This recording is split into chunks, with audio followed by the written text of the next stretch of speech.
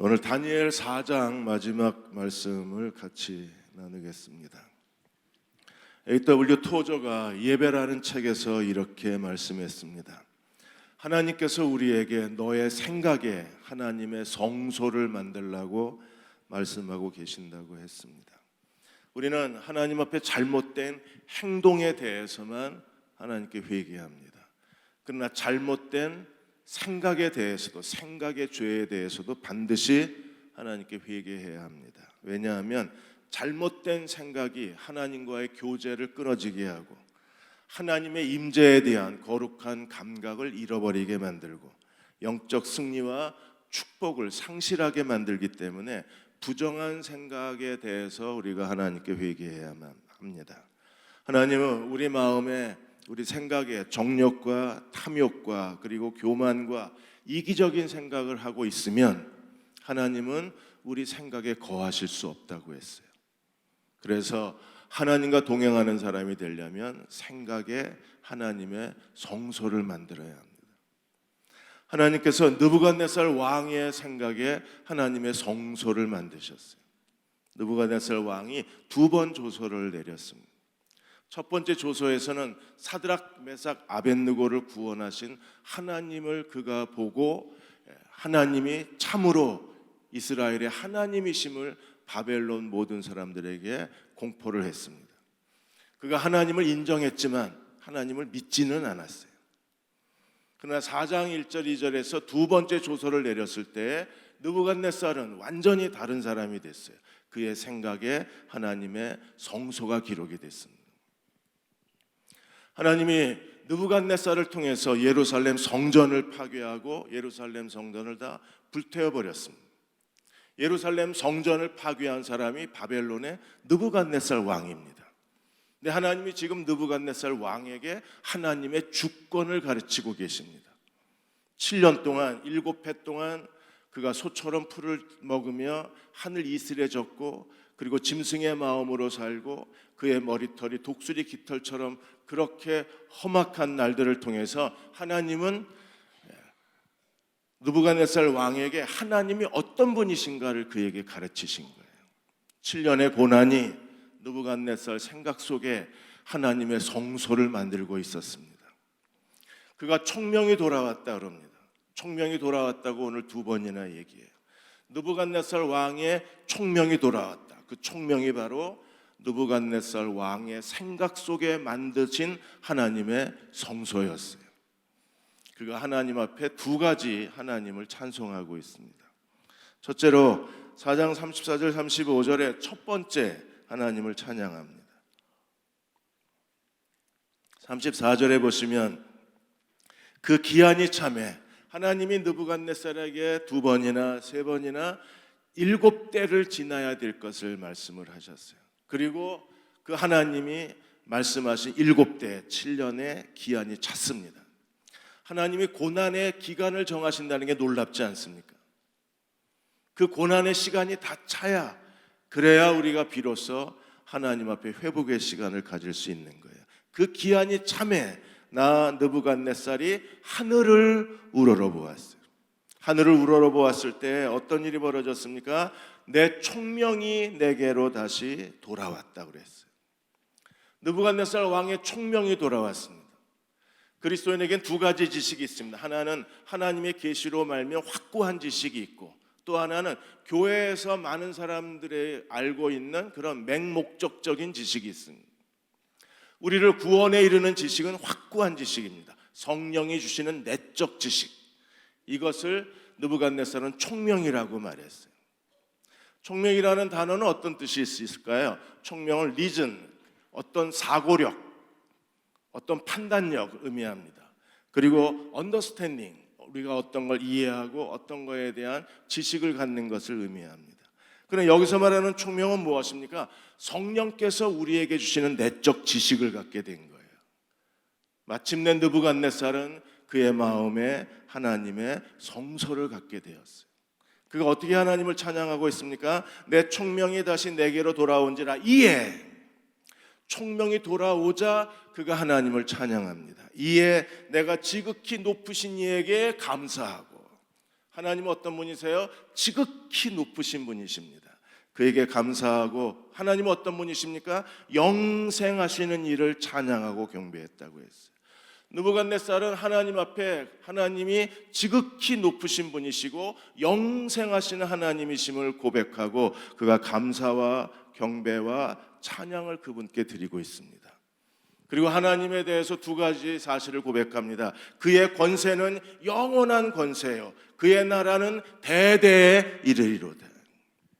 그는 스스로 자만심에 빠졌습니다. 내가 바벨론을 건설하고 내가 바벨론의 영광을 만들고 내가 바벨론의 왕이라는 스스로의 자만심에 빠졌을 때 하나님이 그에게 가르치신 것이 뭐예요? 하나님이 느부갓네살을 바벨론 왕으로 세우신 분은 하나님이시고 바벨론을 강성케 하신 분도 하나님이심을 고백하게 했습니다. 마침내 느부갓네살은 하나님 앞에 무릎을 꿇었습니다. 그리고 겸허하게 하나님이 어떤 분이신가를 인정하는 거예요. 그의 권세는 영원하고 그의 나라는 영원히 쇠하지 아니하리라. 그가 하나님의 보좌 앞에 무릎을 꿇었습니다. 느부갓네살을 바벨론 왕으로 세우신 분이 하나님이심을 그는 스스로 고백하고 있습니다.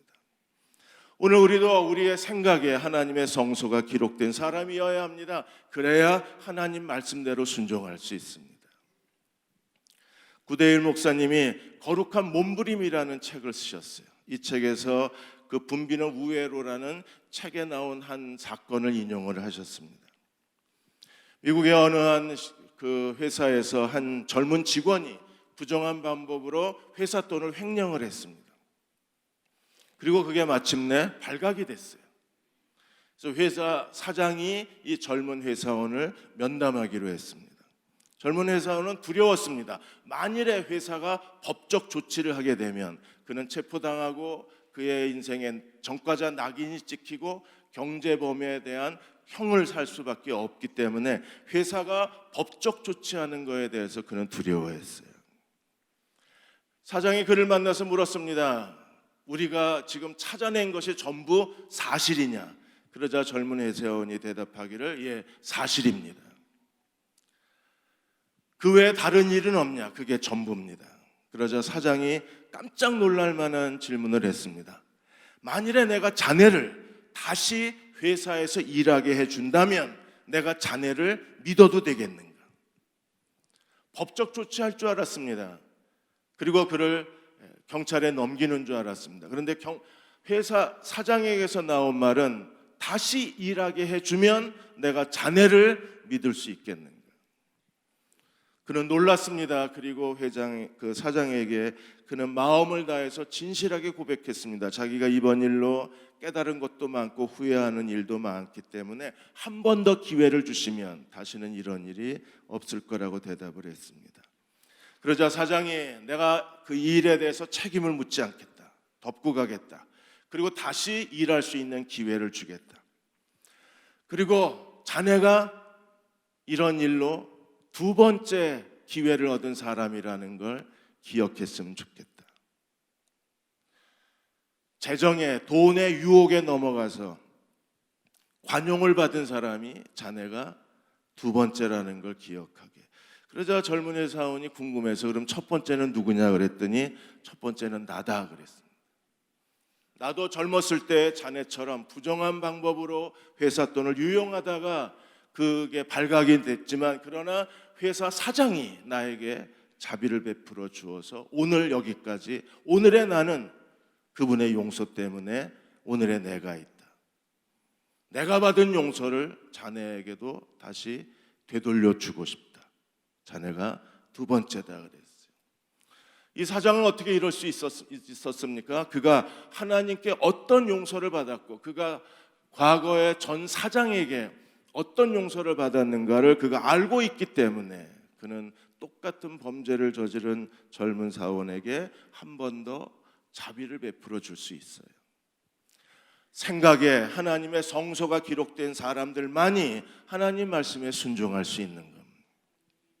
4장 35절에 느부갓네살이 이렇게 하나님을 찬양했습니다. 땅의 모든 사람들을 없는 것 같이 여기시며 하늘의 군대에게든지 땅의 사람에게든지 그는 자기의 뜻대로 행하시나니 하나님의 절대 주권입니다.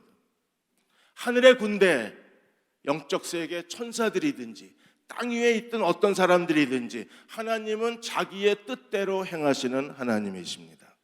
그러므로 사람이 그의 손을 금하든지 혹은 이르기를 내가 무엇을 하느냐고 할 자가 아무도 없도다. 하나님의 그분의 뜻대로 행하신 일에 대해서 그의 손을 하나님이 하시는 일을 막을 수 있는 사람도 없고 하나님 도대체 나한테 왜 이렇게 하십니까? 라고 하나님께 반문할 사람이 아무도 없다 그랬어요. 느부갓네살은 하나님의 절대 주권 하나님 보좌 앞에 무릎을 꿇었습니다. 그래서 그의 나라는 그의 권세는 영원하고 그의 나라는 대대에 이르고 하나님은 그의 뜻대로 모든 것을 행하시는 분이심을 믿음으로 고백하고 있는 거예요. 어떻게 느부갓네살이 바벨론 왕이 되어서 이교도를 섬겼던 느부갓네살이 이렇게 하나님의 절대 주권성, 이걸 비공유적 속성이라 그럽니다. 하나님이 우리와 더불어 함께 나누는 공유적 속성이 있고 하나님만이 가지고 계신 비공유적 속성이 있어요. 조직신학자 바빙크는 하나님의 비공유적 속성에 대해서 독립성, 불변성, 영원성, 편재성 그리고 유일하신 하나님이심을 고백했습니다. 느부갓네살이 하나님의 절대 권력을 깨닫고 그가 하나님 앞에 무릎을 꿇었어요. 그리고 그는 하나님을 경외하는 마음으로 하나님께 감사하고 찬양하고 경배하고 있습니다. 누가 이걸 가리켰나요? 그의 7년의 고난이, 그 고난의 때가 끝났을 때, 하늘을 우러러 보았을 때 그에게 하나님이 총명이 돌아오자 그는 하나님을 감사하고 하나님께 경배하고 하나님을 예배하고 있는 겁니다. 우리에게 왜 고난이 필요합니까? 고난을 통해서 하나님이 우리 마음에, 우리 생각에 하나님의 성소를 지어주시는 거예요. 그리고 우리 마음에 하나님의 법을 기록하고 계신 하나님이십니다. 고린도후서 4장 17절 18절에 우리가 잠시 받는 환난에 경한 것이 지극히 크고 영원한 영광에 중한 것을 우리에게 이루어지게 하나님. 자세히 보십시오. 하나님 뭐라고 말씀하셨습니까? 우리가 잠시 받는 고난의 가벼운 것이, 환난의 가벼운 것이, 우리는 너무나 무겁고 힘듭니다. 우리는 지치도록 피곤합니다. 그런데도 하나님 말씀하시기를 환난은 가볍고 우리의 하나님의 잠시 받는 고난이 우리에게 무엇을 가져다 줍니까? 지극히 크고 영원한 영광의 중한 것을 우리에게 이루어지게 함이라. 그러므로 우리가 주목하는 것은 보이는 것이 아니요 보이지 않는 것이니 보이는 것은 잠깐이요 보이지 않는 것은 영원함이라. 느부갓네살은 비록 7년 동안 정말 잔인한 시간을 보냈습니다. 7대 동안 그는 소처럼 풀을 뜯어 먹으며 지냈습니다. 사람에게 버림받았습니다. 짐승의 마음으로 살았습니다. 하늘 이슬에 젖었습니다. 그는 머리털이 그 독수리 깃털같이 되고 그의 그 손톱은 새 발톱처럼 변했습니다. 그는 그렇게 비참한 인생을 보냈지만 그러나 그 7년의 그의 고난이 그에게 영광의 영의 중한 것을 그에게 가르쳐 준 거예요. 하나님 오늘도 우리의 시련을 통해서 우리에게 하나님이 무엇을 원하시는지를 가르쳐 주고 계신 하나님이십니다. 여의도 순복음교회 이영훈 목사님이 아마 심장이 뛴다는 책을 읽으셨나 봐요. 그래서 설교에서 인용을 하셨습니다. 저희는 아주 오래전에 이 책을 추천 도서로 소개하고 저도 설교 때 이 심장이 뛴다를 계속 인용을 해드렸습니다. 이 책을 쓰신 분은 미국의 플로리다의 오칼라 심장센터에 계신 심장외과 정수영 박사님이 쓰신 책입니다. 정수영 박사님은 미국에서 인간 재봉틀이라는 별명을 갖고 있습니다. 아주 정확하고 깔끔하게 수술을 진행하고 그리고 빠른 시간에 진행하기 때문에 그래서 미국 의사들이 정수영 박사를 인간 재봉틀이라고 부른답니다. 연세대 의대를 나오셨습니다.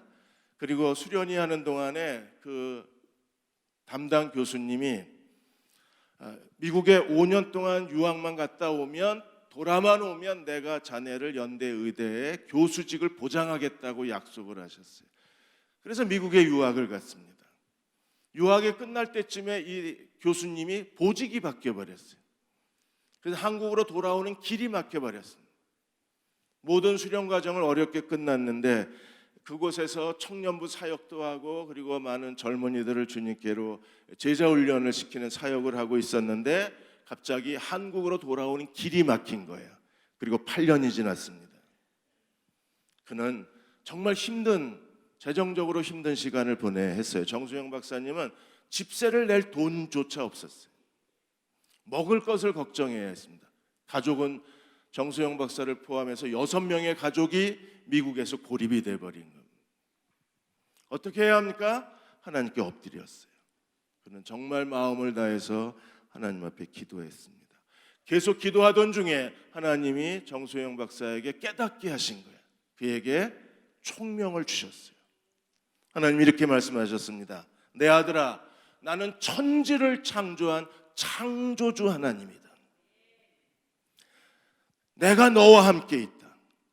너는 나를 위해서 이것저것 여러 가지를 한다고 했지만 내가 너에게 원하는 것은, 정말 정수영 박사는 이것저것을 많이 했어요. 교회에서 많은 일들을 하나님을 섬겼습니다. 그런데 내가 너에게 원하는 것은 네가 내 음성을 잘 들을 수 있는 내 아들이 됐으면 좋겠다. 내가 너에게 원하는 것은 내 음성을 잘 들을 수 있는 내 아들이 됐으면 좋겠다. 마침내 정수영 박사가 하늘의 계시를 받은 거예요. 그의 마음에 총명이 돌아왔습니다. 하늘의 성소가, 하나님의 성소가 그의 생각에 기록이 됐어요. 그래서 정수영 박사가 그때부터 시작한 일이 매일 아침 성경을 읽고 성경을 묵상하고 성경을 공부하는 일이었습니다. 아침의 시간에 하나님 말씀을 매일 읽고 묵상하고 공부하면서 하나님이 그 오늘 본문의 말씀을 통해서 정수영 박사가 오늘 무엇을 해야 할까를 지시해 주신 거예요. 그 하나님의 인도하심을 따라 계속 순종하고 갔을 때 하나님이 놀랍게 길을 열어주셔서 지금은 미국에 심장센터가 50군데, 가장 유명한 심장센터가 50군데가 있는데 그 중에 한 군데가 바로 정수영 박사가 있는 오칼라 심장센터인 거예요. 하나님이 그를 지극히 높여주셨습니다. 그리고 인간의 힘으로 열 수 없는 인생의 문을 그에게 열어주신 거예요. 복 있는 사람을 하십시오. 매일 아침 그 말씀을 묵상하십시오. 하루에 한 장씩 하나님 말씀 앞에 서십시오. 하나님의 음성을 들을 수 있는 사람이 되어야 합니다. 오늘 본문의 말씀을 통해서 하나님이 내 걸음을 인도하시는 거예요. 우리가 계속 순종하고 걸어가면 하나님은 전혀 새로운 길을 주시는 겁니다. 정수영 박사님은 지금 중국과 몽골과 북한에 선교를 하고 있어요. 북한의 평양에 벌써 계속 그 평양을 방문해서 평양 적십자병원에서 심장 수술을 계속하고 있고, 북한에 있는 의사들을 미국의 플로리다 자기 집에 데려다가 3개월 동안 자기 집에서 먹고 재우고, 그리고 자기 오칼라 센터에 가서 심장 수술을 가르치고 있어요. 매년 이 모든 일들이 하나님이 그에게 지시하신 대로 그가 순종했기 때문에 하나님이 주신 은혜의 결과였습니다. 느부갓네살이 하나님을 찬양했습니다. 34절 35절에서 하나님을 찬양하자. 하나님이 어떻게 하셨나요? 36절에 느부갓네살이 잃어버렸던 모든 것을 다시 되돌려 주신 하나님이셨어요. 하나님이 어떻게 회복하셨습니까? 36절에 그때 내 총명이 내게로 돌아오고, 34절에도 내 총명이 다시 내게로 돌아오고, 36절에 한 번 더 고백합니다. 내 총명이 내게로 돌아오고. 총명이 돌아오자 느부갓네살이 지난 7년 동안에 사람에게 쫓겨나서 그가 잃어버렸던 모든 걸 하나님이 다 되돌려 주셨어요. 하나님은 어떻게 되돌려 주셨습니까? 그때 내 총명이 내게로 돌아왔고, 또 내 나라의 영광에 대해서도 바벨론 왕의 영광과 바벨론의 영광도 하나님이 다 되찾아 주셨어요. 내 나라의 영광에 대해서도 내 위엄과 광명, 신학자 델리치는 말하기를 이거 왕의 위엄이라 그랬습니다. 느부갓네살은 왕의 위엄과 영광을 다 잃어버렸습니다. 사람들에게 쫓겨나서 들에서 풀을 뜯어 소처럼 풀을 뜯어 먹고 새 발톱처럼 손톱이 자라고 짐승의 마음을 가지고 있는 느부갓네살은 더 이상 바벨론, 영광스러운 바벨론의 왕이 아니었어요.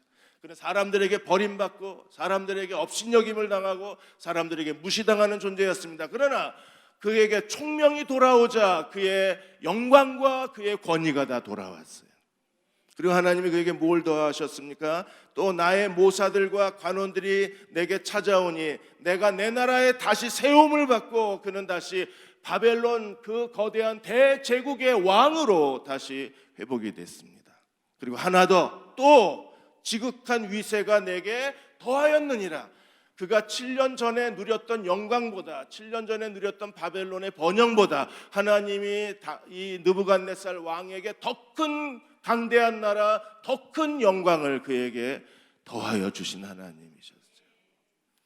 우리가 고난받으면서 많은 걸 잃어버립니다.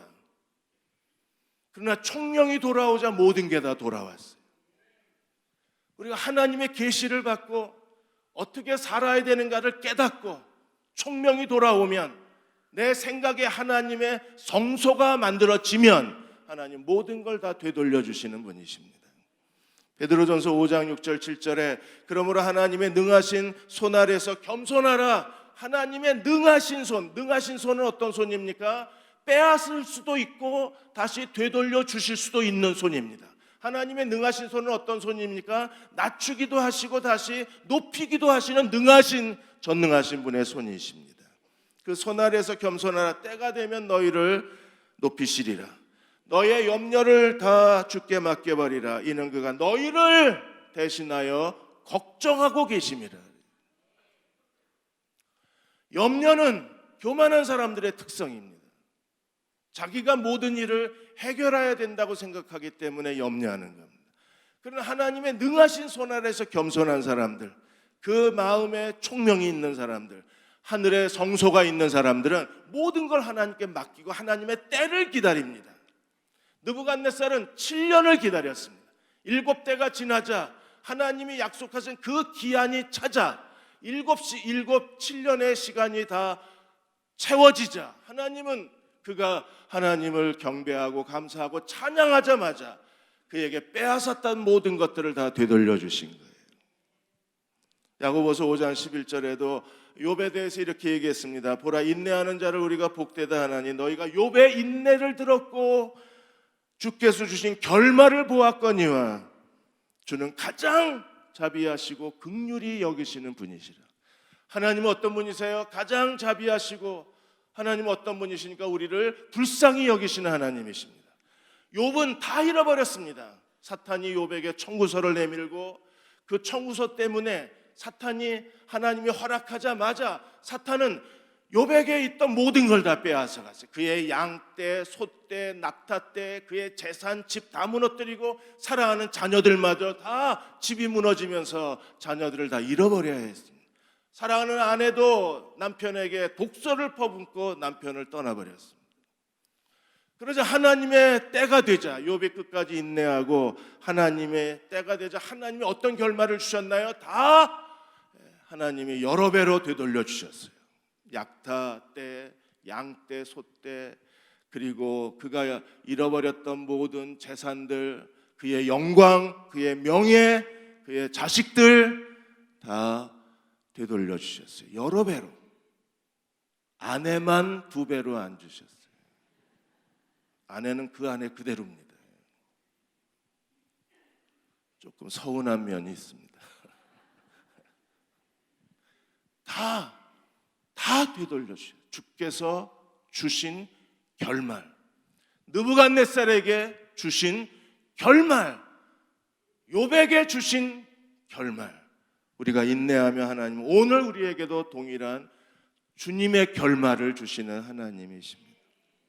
스위스의 정신의학자 폴 투르니에가 이런 말을 했습니다. 고통과 영광은 세트 메뉴가 아니라 그래요. 하나님이 우리에게 고통을 주실 때 영광도 세트 메뉴로 같이 주시는 게 아니에요. 그 고통이 영광이 되게 하는 사람이 있고 그 고통 때문에 파멸에 이르는 사람들이 있어요. 그 고통이 내 인생에 하나님의 영광에 이르는 디딤돌이 되게 하는 사람이 있고 그 영광에 걸려 넘어지는 걸림돌이 되면 모든 걸 다 잃어버리는 사람들이 있습니다. 어떤 사람이 될 것인가는 우리가 선택하는 거라 그랬어요. 하나님의 정하신 시련의 때 우리가 끝까지 믿음으로 인내하고 겸허히 기다리면 하나님께서 그분의 시간이 다 채워졌을 때 우리에게 느부갓네살에게 주셨던 결말을 우리에게도 주실 것입니다. 하나님이 주신 결말을 보고 느부갓네살이 두 번째 하나님을 찬양합니다. 37절에 그러므로 지금 나 느부갓네살, 하나님의 절대 주권을, 그 거룩한 보좌 앞에서 그분의 영광과 지극한 위엄을 느부갓네살은 무릎을 꿇고 감사하고 찬양하고 예배했어요. 하나님이 그에게 잃어버렸던 것들을 다 그의 왕이, 그의 영광, 그의 권위 다 회복시켜 주셨습니다. 그리고 지극한 위세를 더하여 주셨습니다. 그러자 느부갓네살이 그러므로 나 느부갓네살이 이제 두 번째 찬양을 하나님께 드립니다. 그럼 어떻게 찬양하고 있어요? 하늘의 왕을 찬양하며. 이 다니엘서 4장은 하늘의 왕과 바벨론 왕의 대결이라 그랬습니다. 마침내 바벨론 왕이 하늘의 왕 앞에 무릎을 꿇었습니다. 그리고 하늘의 왕을 찬양하며 칭송하며 경배하나니 그의 일이 다 진실하고 그의 행하심이 의로우심으로 교만하게 행하는 자를 그가 능히 낮추심이라. 느부갓네살이 7년 동안 그가 들짐승처럼 살았습니다.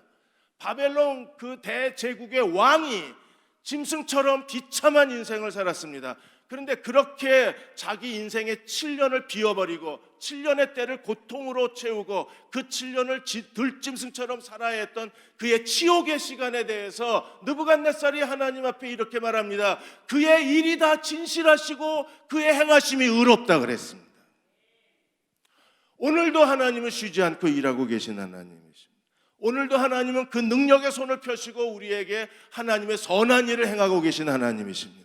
오늘 우리 인생에 하나님이 하시는 일, 하나님이 행하시는 행하심, 하나님 우리에게 무슨 일을 하고 계시고 하나님은 어떤 것을 행하고 계십니까? 교만한 자를 능히 낮추시는 분이 하나님이십니다. 우리는 자기가 아직도 겸손하다고 착각을 합니다. 그래서 크고 작은 시련들이 멈추지 않고 계속 우리 주변에 서성거리는 이유는, 우리가 어려움을 당하는 이유는, 우리가 부끄러움을 당하는 이유는 하나님이 일하고 계신 거예요. 하나님 우리가 어떤 일을 하십니까? 교만한 우리를 능히 낮추시는 하나님이십니다. 예수님도 고난으로 낮아지셨어요. 우리에게 동일한 고난이 그래서 있는 겁니다. 베드로전서 4장 1절 2절에 그리스도가 이미 육체의 고난을 받으셨으니 너희도 같은 마음으로 갑옷을 삼으라.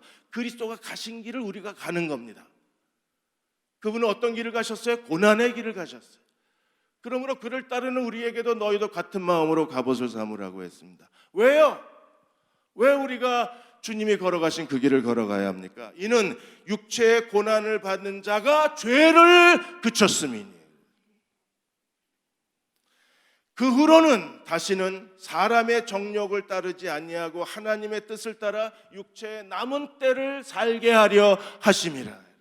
죄가 멈추고 하나님의 뜻대로 사는 거룩한 사람들, 그 생각에 하나님의 성소가 지어진 사람들, 총명이 돌아온 사람들, 하나님으로부터 어떻게 살아야 될 것인가에 대한 말씀의 계시가 있는 사람들, 그들이 이 시대에서 하나님을 찬양할 수 있는 사람들입니다. 유기성 목사님이 1시간 기도라는 책에서 어떤 전도사님의 이야기를 했습니다. 전도사님이 목사님 부부를 찾아와서 목사님과 사모님처럼 탁월한 말씀의 해석과 탁월한 목회 리더십을 갖추고 싶은데 제가 어떻게 해야 합니까? 그러자 유기성 목사님이 그 전도사에게 나는 탁월하지 않은 사람입니다. 나는 그냥 평범한 사람일 뿐입니다. 어렸을 때 탁월한 사람이 되고 싶어서 많은 노력을 기울였는데 탁월한 사람이 되려고 책도 읽고 탁월한 사람이 되려고 여러 가지 훈련도 받았는데 그리고 깨달았습니다. 탁월한 사람은 처음부터 태어나는 거지 탁월한 사람은 만들어지는 게 아니라는 걸 깨닫고 절망하고 좌절했다는. 그래서 자기는 탁월한 사람이 아니기 때문에 하나님께 쓰임받지 못한다는 생각을 하고 어느 날 성경을 읽는데 고린도전서 1장에서 하나님이 가난한 자, 천한 자, 그리고 미련한 자를 택하셔서 세상에 있는 자들을 부끄럽게 하시는 하나님이시라고 그가 그 말씀을 깨달은 거예요. 유기성 목사님이 그 말씀을 읽었을 때 너무나 큰 충격을 받았습니다. 하나님이 세상에서 많이 배운 사람, 다 가진 사람, 뭔가 탁월한 사람을 쓰시는 게 아니라 하나님이 세상에서 약한 자, 미련한 자, 없는 자, 천한 자, 멸시받는 자를 택해서 하나님이 세상에 가진 자들을 부끄럽게 하신 하나님이라는 거예요. 그 말씀을 깨닫자마자 유기성 목사님 마음에 하늘의 계시가 임한 거예요. 유기성 목사님이 총명을 갖게 된 거예요. 하늘의 총명을 갖게 됐어요. 그 생각에 하나님의 성소가 지어진 거예요. 하나님 앞에 무릎을 꿇고 없는 자를 사용하시는 하나님을 찬양했습니다. 가난한 자를 쓰시는 하나님께 감사를 드렸습니다. 그리고 자신의 연약함을 하나님께 고백하기를 시작했습니다. 오늘의 유기성 목사님은 자신의 연약함을 하나님께 고백하고 자신의 연약함으로 인하여 하나님을 더 의지하게 된 그 믿음이 오늘의 유기성 목사와 사역을 만들었다는 것. 하나님은 목회하는데 방해가 되고 목회하는데 그 자랑거리가 되는 모든 것을 다 제거하시고 모든 걸 다 잘라내시고 오직 하나만 남기셨어요. 유기성 목사님에게 오직 하나만 남겼습니다. 그 하나가 오직 예수 그리스도로만 충분하다고 만족하는 그분의 총명, 하늘의 성소, 하늘의 계시를 준 거예요. 예수 그리스도 그분만으로 충분하십니까? 유기성 목사는 오랜 시간을 통해서 그 진리를 깨달은 거예요. 주님 한 분만으로 충분합니다. 겸손이 뭔가요? 주님 한 분만으로 충분합니다. 고백하는 사람들입니다. 교만한 사람은 아직도 자기가 모든 일을 해결해야 된다고 생각하기 때문에 교만한 사람들의 특성이 무엇입니까? 그는 끊임없이 염려합니다. 그는 주변 사람들에 대해서 자신에 대해서 분노를 갖고 있습니다. 자신을 싫어하고 주변 사람도 다 싫어합니다. 아내도 싫고 자식들도 다 싫어지는 거예요. 그의 마음에 보이지 않는 숨겨진 증오심이 있습니다. 그리고 결국 자기를 무시했다고 생각하는 사람들에게 복수심을 갖고 삽니다. 이게 교만한 사람들의 특성입니다. 그러나 하늘의 성소가 그 생각에 지어진 사람들, 하늘로부터 하늘의 총명을 받은 사람들, 그리스도 앞에 자기를 낮춘 사람들은 어떤 사람들인가요? 그리스도 한 분만으로 충분하다고 고백하는 사람들입니다. 아브라함도 그리스도 한 분만으로 충분하다고 고백하신 분이셨어요. 그가 모리아산에 하나님께서 내 독자, 내 아들 이삭을 제물로 바치라 그랬어요. 교만한 사람이었으면 하나님이 주실 때는 언제고 이제 와서 제물로 바치라고 하는 하나님의 행위를 이해할 수가 없을 거예요. 그러나 아브라함도 깨달았습니다. 그의 행하시는 모든 일은 다 진실하시고 하나님의 행하심은 의롭다는 사실을 아브라함도 알았어요. 하나님의 이삭을 믿음으로 하나님께서 그 죽은 몸에서 이삭을 태어나게 하신 하나님이 이제 와서는 모리아산에서 제물로 바치랍니다. 그러나 아브라함은 조금도 의심하지 않았습니다. 하나님의 일은 진실하고 하나님의 행하심은 의로우신 거예요. 그래서 순종하고 3일길을 갔습니다. 가는 동안에 이삭이 아버지에게 묻습니다. 제물은 어디 있냐고. 제물로 바친 어린 양은 어디 있냐고. 이삭이 하나님 앞에 번제로 드릴 나뭇가지, 나무단, 그리고 칼, 제물로 바치는 필요한 모든 도구를 갖고 가는데 어린 양은 없어요. 그래서 아들이 묻습니다. 제물로 바친 어린 양은 어디 있냐. 아브라함이 뭐라고 대답했어요?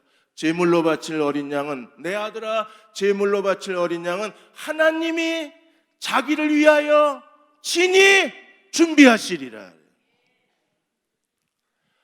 아브라함은 그 마음에 하나님의 계시가 있는 사람, 하나님이 하시는 일이 다 진실하다는 걸 아는 분이었어요.